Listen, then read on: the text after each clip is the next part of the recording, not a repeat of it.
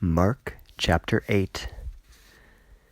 In those days, a very great multitude being, and not having anything to eat, Jesus, having called his disciples, says to them, I am moved with compassion over the multitude, for already 3 days they remain with me, and have not anything to eat.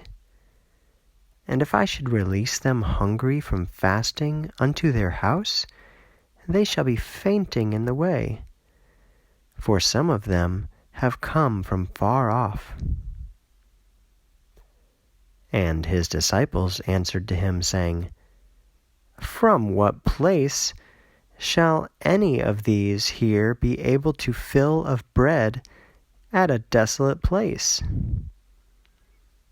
And he asked them, How many breads have you? And they said, 7.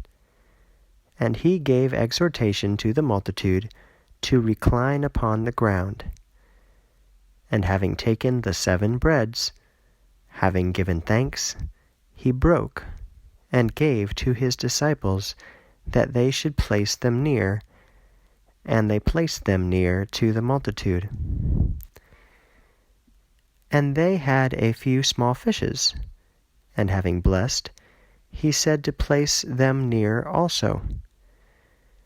And they ate, and were filled, and lifted up an abundance of pieces, 7 small baskets. And the ones eating were about 4,000. And he dismissed them. And immediately, having stepped into the boat with his disciples, he came into the parts of Dalmanutha. And the Pharisees came forth, and began to debate with him, seeking from him a sign from the heaven, testing him. And having groaned in his spirit, he says, Why does this generation seek anxiously a sign? Amen, I say to you, shall a sign be given to this generation? And having left them, again having stepped into the boat, he went forth unto the other side. And they forgot to take breads, and except for 1 bread, they did not have any with themselves in the boat. And he warned them, saying, See, take heed of the yeast of the Pharisees, and of the yeast of Herod. And they reasoned with one another, saying that we do not have breads. And knowing, Jesus says to them, Why do you reason that you do not have breads? Not yet do you comprehend, nor perceive? Do you still have your heart being calloused? Having eyes, do you not see? And ears having, do you not hear? And do you not remember when the 5 breads I broke for the 5,000? How many hampers full of pieces did you lift? They say to him, 12. And when the 7 for the 4,000, how many small baskets full of pieces did you lift? And they said, 7. And he said to them, How do you not perceive?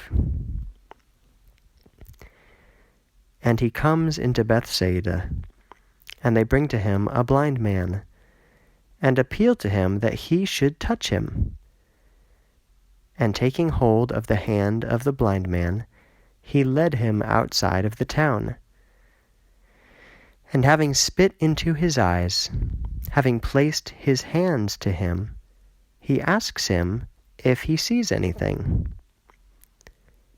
And having looked up, he said, I see the men as trees walking. And then again he placed the hands upon his eyes, and he made him to look up. And he was restored, and looked clearly on all. And he sent him unto his house, saying, Neither into the town should you enter, nor should you speak to any in the town." And Jesus went forth, and his disciples, into the towns of Caesarea of Philippi. And in the way he asks his disciples, saying to them, "Who do men say me to be?" And they answered, "John, the one immersing, and others Elijah, and others one of the prophets." And he says to them, "And you, who do you say me to be?" And answering, Peter says to him, "You are the Christ." And he gave reproach to them that to no one they should tell concerning him. And he began to teach them that it is necessary for the Son of Man to suffer many things, and be rejected by the elders and chief priests and scribes, and be killed, and after 3 days rise up. And in an open manner he spoke the matter.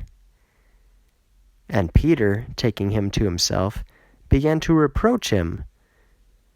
And he turned, and beholding his disciples, he reproached Peter, saying, "Go behind me, Satan, for you do not think the things of God, but the things of men."